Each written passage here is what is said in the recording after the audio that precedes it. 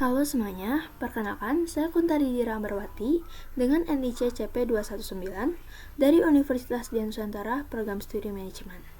Kali ini, saya akan menjelaskan materi tentang hak akses atau security matrix pada modul purchase di Odoo. Yang pertama, apa sih modul purchase?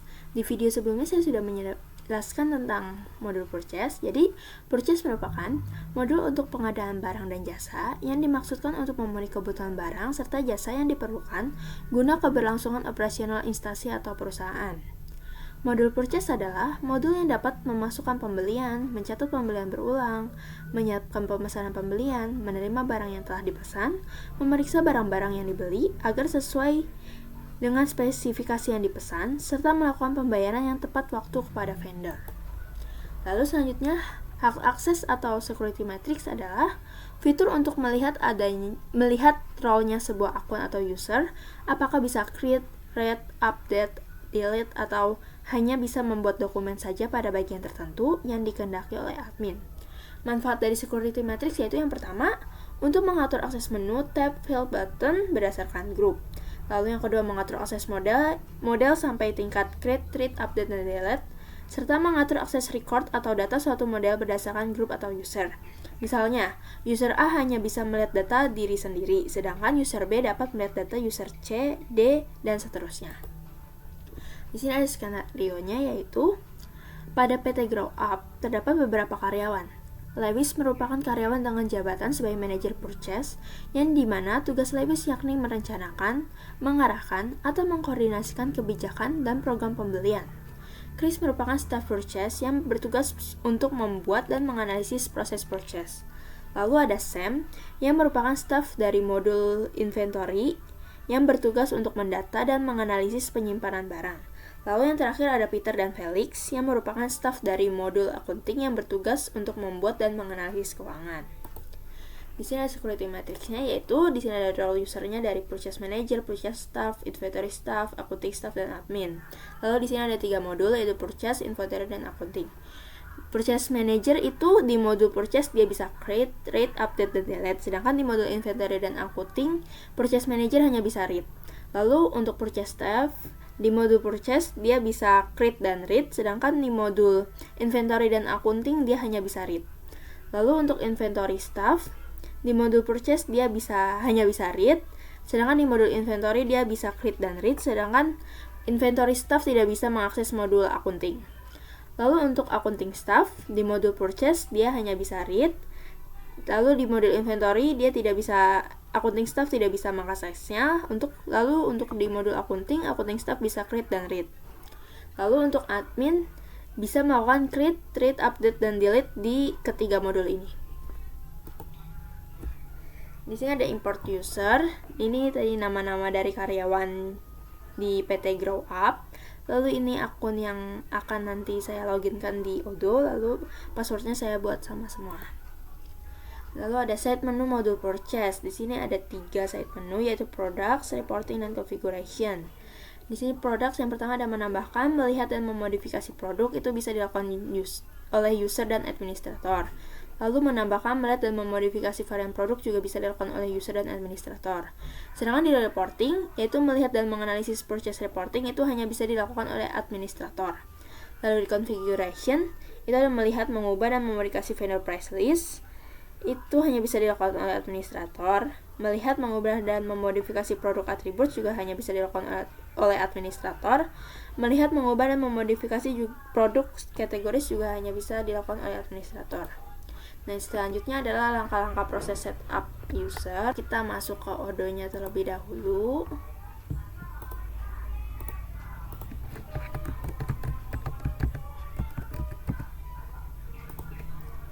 Kita login. Setelah login, kita aktifkan mode developer-nya terlebih dahulu ke setting. Lalu activate the developer mode. Developer mode-nya sudah aktif. Lalu untuk menambahkan user, kita bisa ke menu, lalu ke settings. Lalu di setting ini di tampilan awal ada user, kita klik manage user.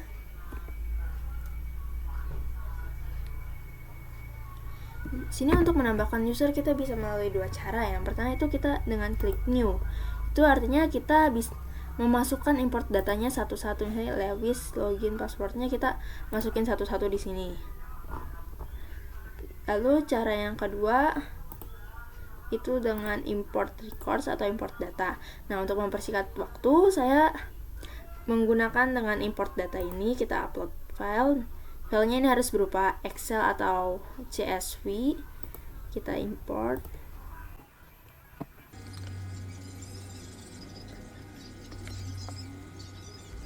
Di sini datanya sudah masuk ya teman-teman. Lalu dari name-nya di sini ada Lewis, Chris, Sam, Peter, dan Felix. Loginnya juga, usernya juga sama. Di sini saya akan tes dulu untuk memeriksa apakah sudah sesuai atau belum.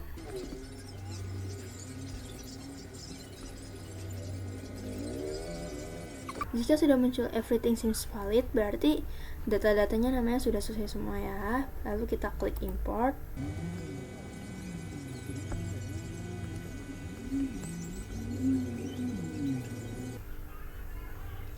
Nah, di sini sudah sukses menambahkan ada Chris, Felix, Lewis, Peter, dan Sam. Lalu saya akan mengubah pengaturan dari mereka.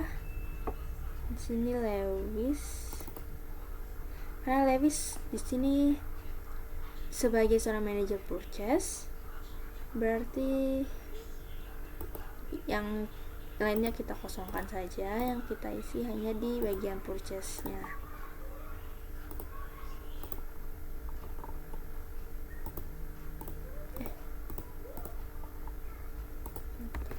Di purchase kita pilih di si Lewis sebagai administrator. Yang lainnya tetap dikosongkan. Lalu kita scroll sampai bawah, kita uncheck list contact creation. Lalu kita save manually.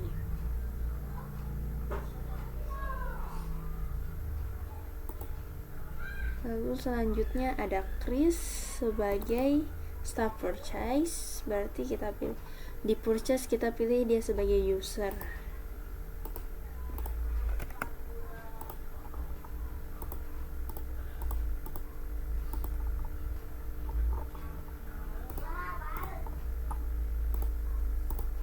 Di purchase kita pilih sebagai user.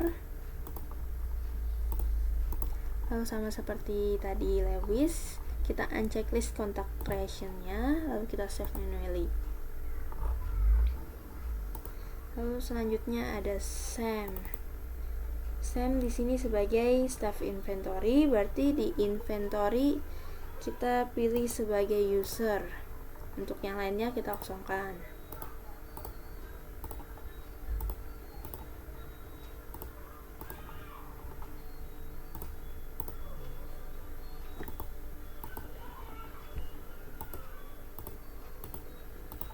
Sama seperti user yang sebelumnya, kita uncheck list contract creation-nya, lalu kita save manually. Lalu kita ke Peter sebagai staff accounting, berarti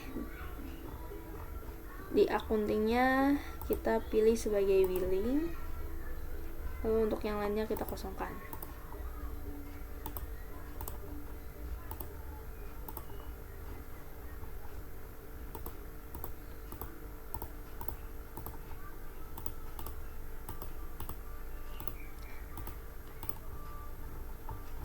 Lalu kita uncheck list contact creation-nya, kita save manually. Lalu yang terakhir ada Felix, dia sama seperti Peter, yaitu sebagai staff accounting, berarti kita pilih di accounting sebagai, di invoicing-nya sebagai billing.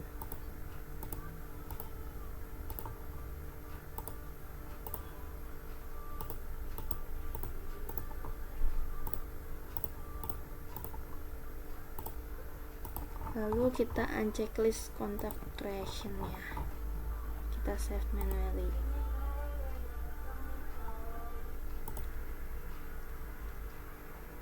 Lalu untuk kita bisa langsung ke grup untuk melihat apakah user-user ini sudah tersedia. Klik user dan company, lalu pilih grup. Lalu di sini kita cari purchase. Nah, di sini ada purchase administrator. Nah, di sini ada Lewis, yang berarti user sudah tergabung di grup.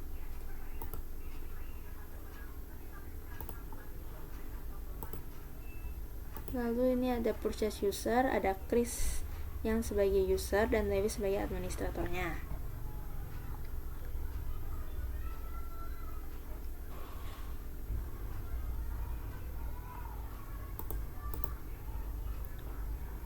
Lalu setelah ini kita coba login satu-satu ke akun user ini.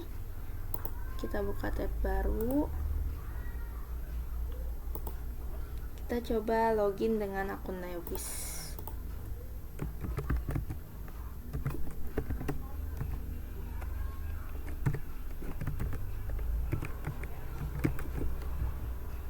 Masukkan password yang tadi ada di import data. Kita login.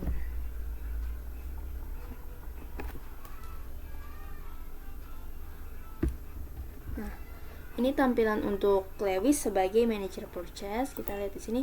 Di sini dia di modul purchase-nya. Nah, ini tampilan untuk modul purchase untuk manager purchase. Di sini ada orders, product, reporting, dan configuration. Lalu kita coba login ke akun Chris.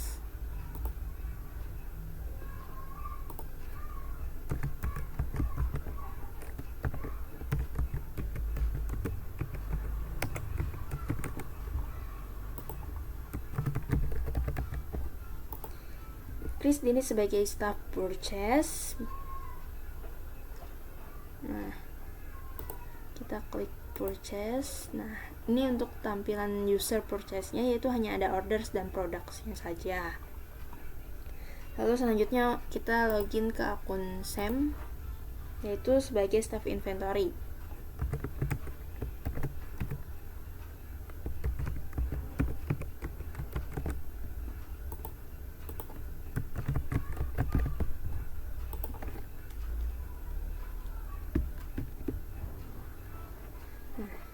Kita sudah login. Karena Sam seorang staff inventory, berarti dia hanya bisa mengakses modul inventory. Nah, untuk tampil modulnya itu seperti ini, yaitu tersedia di overview, operation, dan products. Lalu selanjutnya kita coba login ke akun Peter.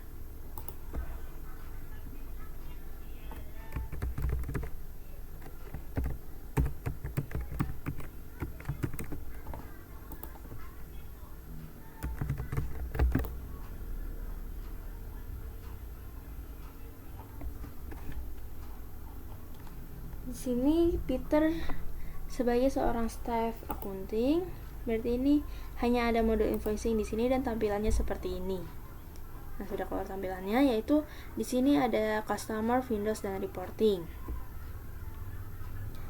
Dikarenakan Felix juga sebagai seorang staff accounting, berarti tampilannya sama dengan Peter.